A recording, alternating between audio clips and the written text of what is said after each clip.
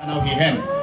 Kun Kuki Gospel Artist Session, tapan hado siam namun sa hindi do ating hotel no set and pumang run haw kimahin po tang na mahin. Mo hay nay.